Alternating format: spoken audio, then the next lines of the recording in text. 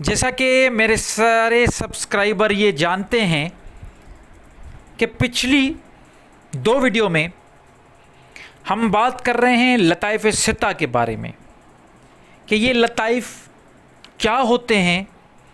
لطائف ستہ کیا ہے، 6 لطائف، 7 لطائف، 11 لطائف۔ صوفی ازم میں یہ جو مختلف سلاسل ہیں، ان میں لطائف کو کس طرح دیکھا جاتا ہے، چکراز اور لطائف میں کیا فرق ہے، ان پہ ہم بات کر رہے ہیں اور یہ سلسلہ چل رہا ہے۔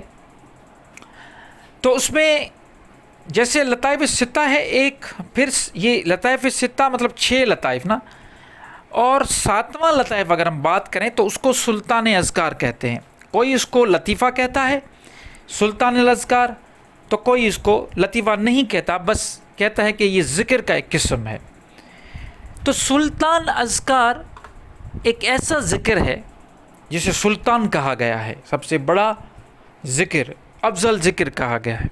اور اگر ہم اس کو ایز اے لطائف لیں، جیسے کچھ سلاسل والے اس کو لطائف کے طور پہ لیتے ہیں، تو اس کی جو لوکیشن ہے وہ سر کے بالکل اوپر والی جگہ ہے، جہاں پہ جس کو ہم کراؤن چکرا کہتے ہیں، بالکل وہ جگہ جہاں سے پھر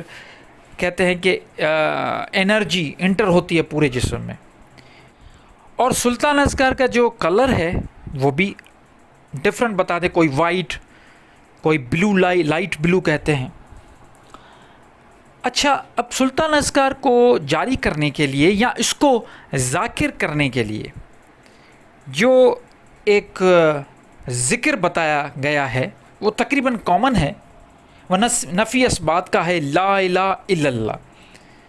لا الہ الا اللہ پہلے نفی کرنی ہے، پھر اقرار کرنا ہے۔ یہ کلمہ،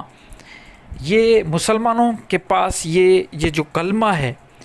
اس کی اتنی اہمیت ہے کہ جب تک لا الہ الا اللہ محمد رسول اللہ کلمہ نہیں پڑھا جاتا تب تک مسلمان کو مسلمان نہیں سمجھا جاتا۔ تو لا الہ الا اللہ کا جو ورد کرنا ہے، جب بیٹھ کے مختلف پوزیشن سے، عطیات کی پوزیشن ہو یا بدھا والی پوزیشن ہو، کسی بھی پوزیشن میں بیٹھ کے جب لا الہ الا اللہ، لا الہ الا اللہ، چاہے وہ ذکر خفی کے طور پہ کریں یا بالجہر کریں، وہ اس سے کوئی فرق نہیں پڑتا، وہ ڈپینڈ کرتا ہے کہ آپ اس کو کس طرح دیکھتے ہیں۔ تو یہ جب سلطان اذکار کا ذکر لا الہ الا اللہ ہوتا ہے تو وہ جو لطیفہ ہے سلطان، یہ جاری ہو جاتا ہے۔ اب جاری ہونے کے لیے ظاہر سی بات ہے اس میں 40,000، 70,000، 80,000 مرتبہ تو یہ ضربیں لگانی پڑیں گی، تب جا کے سلطان اذکار ذاکر ہوگا۔ اب مزے کی بات یہ ہے کہ یہ جب ذاکر ہوتا ہے تو کیا ہوتا ہے، جاری ہو گیا۔ ذاکر ہو گیا مطلب جاری ہو گیا۔ اب جاری ہو گیا اس کا مطلب یہ ہے کہ آپ جب اس کو بار بار پڑھیں گے تو آپ کے سب کانشس میں یہ چیز بیٹھ جائے گی، اور آپ کے یہ سمجھے کہ بلینس آف جو سیل ہیں پورے جسم کے،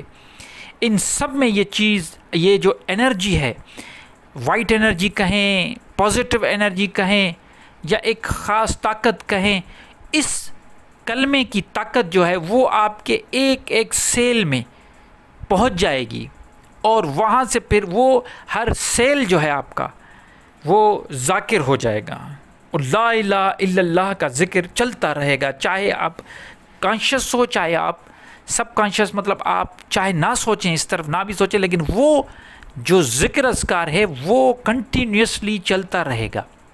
یہ بہت بڑا انعام ہے۔ جب سلطان اذکار ذاکر ہو جاتا ہے تو پورے جسم کے ایک ایک سیل ذاکر ہو جاتا ہے۔ اچھا،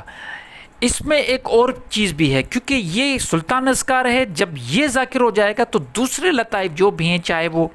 لطیفہ نفس ہو، قلب ہو، روح ہو، خفی ہو، اخفا ہو، کوئی بھی آپ کا جو بھی سر ہو، کوئی بھی لطیفہ ہے، جب یہ ذاکر ہو جائے گا تو ساروں کو کنٹرول کرتا رہے گا، کسی کو بھی آؤٹ ہونے نہیں دے گا، وہ سارے ایکٹیو بھی رہیں گے اور سارے کام کرتے رہیں گے، اور ان سے ریلیٹڈ جو بھی بیماریاں ہیں جسے ہم روحانی بیماریاں کہتے ہیں، ان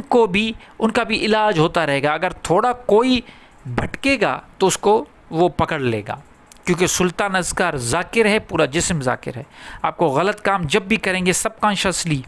آپ نے کوئی غلط جھوٹ بولا، دھوکہ دیا، تو وہ چیز آپ کو پروٹیکٹ کرے گی، وہ غلط کام کرنے نہیں دے گی. آپ کے نفس پہ، آپ کے نفس امارہ کو کچل دے گی،